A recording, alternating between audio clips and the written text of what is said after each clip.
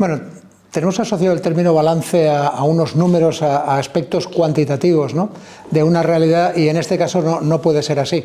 Hay una parte que es de cantidades, efectivamente, cuánto se ha iniciado, cuánto se ha comprometido, cuánto llevamos gastado, y hay otra que es del aspecto cualitativo, ¿no? O sea, ¿qué ha cambiado objetivamente desde el 29 de octubre, cuando ocurrió la tragedia, a ahora que estamos a 28 de octubre, ¿no?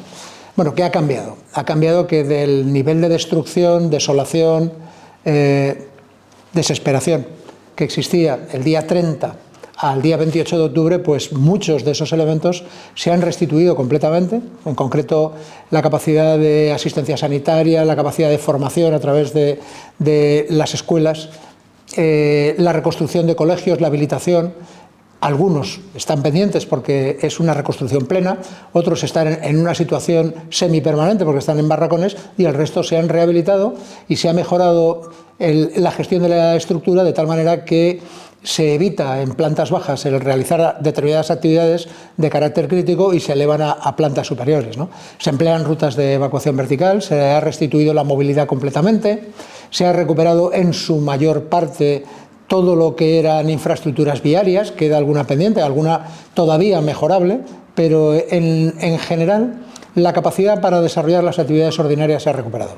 No así la economía en todos sus aspectos, pues porque las grandes y medianas empresas sí han recuperado ratios de beneficios y de ejecución superiores incluso a los del 29 de octubre del 2024, la Comunidad Valenciana está creciendo a un 3,5% del PIB trimestral, lo que significa que va incluso por delante de otras, pero hay una parte que es una parte muy sensible, que es la micropyme y el autónomo, que todavía no han recuperado los niveles predana, en algunos casos porque están pendientes de la toma de decisiones acerca de la racionalidad de reiniciar la actividad, y en otros pues porque directamente han desistido, ¿no?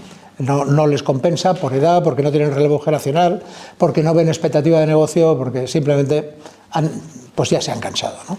Así que desde ese punto de vista pues hay muchas cosas que se han hecho, quedan muchas por hacer, fundamentalmente las que están relacionadas con las grandes infraestructuras, todo lo que tiene que ver con la mejora y regulación de cauces, todo lo que tiene que ver con la mejora en la seguridad en general, o acciones tan a largo plazo como la permeabilización de algunas de las vías de comunicación que existen ahora mismo, como la pista de Silla, como la A3, como la 7, como la vía del AVE, como la C3, en las que hay que mejorar su supervivencia ante fenómenos catastróficos parecidos a los que hemos vivido. Desde el año 2001, desde el último Plan Hidrológico Nacional, en el que se contemplaron una serie de actuaciones precisamente sobre infraestructuras hidráulicas, es decir, grandes zonas de laminación, presas fundamentalmente, estamos hablando de Cheste, estamos hablando de Vilamarxant, hablamos de actuaciones en los cauces, de limpiezas, de afirmado de taludes, del concepto de aplicar la prevención, la seguridad a la unidad de cuenca, ¿no? Porque esto no es algo que empiece en el Barranco del Pollo o en la Saleta, esto tiene que ver con toda una cuenca hidrográfica, que es la del Júcar, en concreto, que no desatiende para nada a Turia, pero que fundamentalmente, y visto lo que hemos visto, hay tres ríos que son los que acaban capitalizando esta situación, unos afluentes de otros. Estamos hablando del Turia, estamos hablando del Júcar y estamos hablando del Magro, ¿no? Si esas obras que se proyectaron en el 2001 se hubieran realizado, pues no habría ocurrido este nivel de afección. Hay una crítica muy extendida acerca de si tanto hormigón, tanta obra de infraestructura hidráulica es necesaria, o es mejor utilizar soluciones basadas en la naturaleza, es decir, atender a tecnologías que traten el fenómeno hídrico de otra forma, grandes zonas de laminación, de retención, balsas, tanques contra tormentas, parques de inundación. Todo eso está bien, pero la realidad dice que hay determinados fenómenos que deben de resolverse utilizando una mezcla de ambas. ¿Cuál es la mezcla adecuada? ¿Cuál es la más bondadosa? Pues para eso tenemos muy buenos técnicos que son los que tienen que ponerse a trabajar.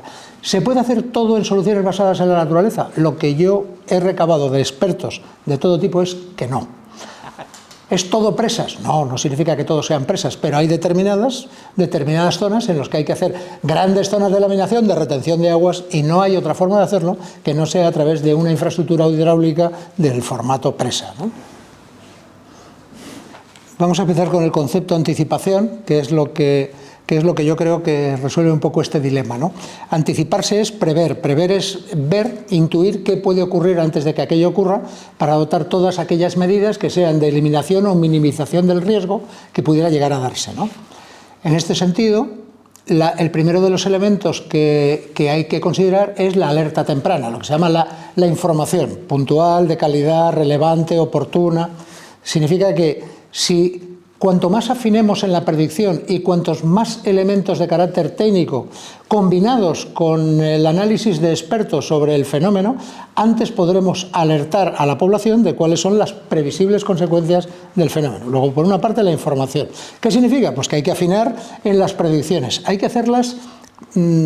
es un término en inglés, close to the moment, pegadas al momento, es decir, no vale una predicción, claro, casi real, porque son datos que hay que medir, de presión, de temperatura, de velocidad del viento, de grado de humedad, pero que son casi reales, y además de ser casi reales, hay que hacerlas close to the site, lo más localizadas geográficamente, para que se puedan realizar alertas de carácter quirúrgico que sean mucho más precisas y que permitan la continuación de actividades en otras áreas y se interrumpan en las que verdaderamente están sujetas a riesgo, ¿no? Esto es complicado, es muy complicado, pero existe la tecnología para hacerlo. De hecho, si observan la predicción de Estados Unidos respecto al itinerario de un tornado, se darán cuenta de que es al minuto. Al minuto está advirtiendo a la población de la velocidad del viento, de la dirección, de cuál es el grado de afección, etcétera, ¿no? Eso por una parte. Por otra parte, ¿quién interpreta eso? Pues tienen que interpretarlo técnicos que den un asesoramiento muy rápido, muy preciso, es decir, que no genere dudas y sobre todo que no abra espacios de incertidumbre. No es lo mismo una alerta amarilla, una alerta naranja, una alerta roja, que un estado de alarma. Las alertas hablan de una probabilidad de precipitaciones y los estados de alarma hablan de las medidas que hay que adoptar en cada uno de esos casos. Pueden parecer lo mismo, pero no lo son. Luego hay que distinguir claramente lo que es una y otra. Tercero, formación. Las personas, todas las personas, desde edad temprana hasta los más mayores, tienen que ser conscientes de qué significa cada uno de esos elementos de información que se les proporcionan y tienen que saber cómo actuar, cómo reaccionar ante ellos, qué medios necesitan, etcétera, y tienen que saber emplearlos. Cuarto, las estructuras. Las estructuras, hablamos ya de emergencias. Las estructuras de emergencias tienen que ser estructuras generadas sobre personal altamente profesionalizado, cohesionado, unido por procedimientos comunes que los practica habitualmente, y da igual que estemos hablando de un ayuntamiento, como que estemos hablando de la comunidad autónoma, como que estemos hablando del gobierno, de la Administración General del Estado. Todo el mundo comparte el mismo lenguaje, mismos medios, mismos procedimientos, mismos sistemas. ¿De acuerdo? Con eso conseguimos que la respuesta sea unificada y oportuna, que es lo que se necesita. Y por último, vamos a lo capital, las infraestructuras. Las que existen, hay que mejorarlas en el sentido de darles más supervivencia, más capacidad de supervivencia, hacerlas más permeables, permitir que discurra más el agua, y las que no existen, pues acometerlas en periodos de tiempo lo más cortos posibles para que la próxima vez que ocurra, pues esté en la medida de lo posible minimizado el potencial efecto destructivo. Lo que ocurre es que ahora la tendencia es a hiperreaccionar. Claro. Es decir, como la última afección de la que tenemos memoria real ha sido catastrófica, terrible, sobre todo porque la parte no recuperable, que son las vidas, pues esa impacta y seguirá impactando en el tiempo, porque esa memoria ya es colectiva, ¿no? Pues ¿quién se arriesga? O sea, ¿qué significa? Pues significa que hay que ir convergiendo hacia el término medio y hay que hacerlo apoyados de la mejor manera posible en principios de carácter científico, ¿no? En las predicciones lo más próximas al lugar, lo más próximas al momento, y analizar fenómeno por fenómeno, zona por zona y caso por caso. No es lo mismo una alerta naranja en una zona que tiene alta probabilidad de inundación, porque dentro del Patricova una superficie notable de esa zona está sujeta a riesgo de inundación, que hacerlo en otra, o extender ese mismo modelo a otra que está en alto, ¿no? O sea, no es lo mismo hablar, por ejemplo, de la zona de Turís, aunque cayeron 770 litros, Turís no se inundó. Claro. Por debajo sí. El factor humano asociado a la tragedia, ¿no? La calidad humana, tanto humana como profesional, de la administración local. De la inmensa mayoría de los alcaldes con los que he tratado, el espíritu de servicio, la negación, la disponibilidad, la entrega, al fin y al cabo, que les ha hecho ir mucho más allá de lo que el concepto común de cumplimiento del deber abarca, ¿no? O sea, han adelantado muchísimo a riesgo, con riesgo personal, rozando esas situaciones delicadas en las que no sé si lo hago o no lo hago, pero no puedo dejar de hacerlo, ¿no? Esos están muy por encima de la escala de estima de lo que es la política en mi fuero interno, ¿no? Así que por ellos repetiría esto las veces que fuera necesario. ¿Qué es lo peor? Lo peor es el cortoplacismo absurdo, el intentar sacar rédito de situaciones de calamidad y desgracia, exacerbando sentimientos que no ha lugar, ¿no? El no ser capaces de ofrecer un frente unido con un único propósito, que es devolver la normalidad y las posibilidades de desarrollo a una población que está en una situación compleja, lo sigue estando, no tan acuciante como antes, pero lo sigue estando y lo sigue necesitando, y perdernos en vericuetos que no van a lo que verdaderamente es importante, ¿no? Y lo único que exige unidad de esfuerzo, una finalidad concreta, es devolverle las condiciones de vida y desarrollo a la población que ha padecido. Lo primero es que dentro del compromiso de transparencia que tiene la Consellería con la ciudadanía, el progreso del Plan Endavant se puede consultar online porque está en la página web de la Generalitat. Si se pone Plan Endavant Avance, verá una serie de relojitos donde por lo que nosotros llamamos pilares estratégicos, que son personas, medio ambiente, tejido social y comunitario y economía y comercio, como pilares, y luego bases vertebradoras tenemos dos, que es infraestructuras y gestión del entorno, y base habilitadora, que es plan de comunicación, la gestión del plan en sí, del Plan Endavant, la gobernanza del plan, el plan de anticipación, que va en consonancia con todo lo que tiene el Plan Endavant, y ahí también hay iniciativas que se han ido desarrollando. En resumen, a fecha 22 de octubre teníamos 158 iniciativas o finalizadas o en curso. Finalizadas 19, en curso 139. De tal manera que eso es el 46% del plan. De aquí a final de año esperemos arrancar 51 más. Con lo cual, al acabar el año fiscal, el 31 de enero, porque el año fiscal no se acaba el 31 de diciembre, al acabar el 31 de enero estaremos por encima del 60% en iniciación y finalización, y en ejecución presupuestaria confiamos estar sobre los 1.500 millones de euros. Como siempre hay claroscuros, ¿no? Vamos a los oscuros y luego hablaremos de los claros. El concepto ayuda tiene evidentemente un factor balsámico, vamos a resolver, pero más allá de ese primer elemento, de lo que se trata es de recuperar no lo que había, sino lo que había mejorado lo suficiente para que si vuelve a ocurrir algo no afecte como ha afectado.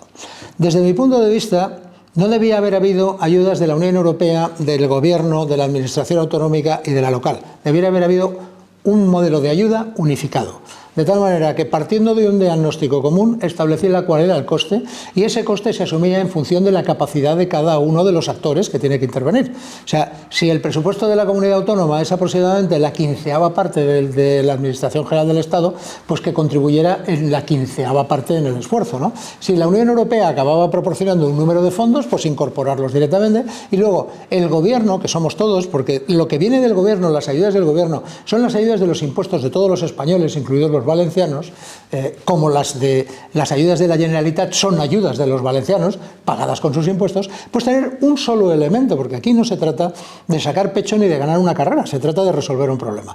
¿Qué hubiéramos ganado con eso? Hubiéramos ganado claridad, precisión, rapidez y eficiencia.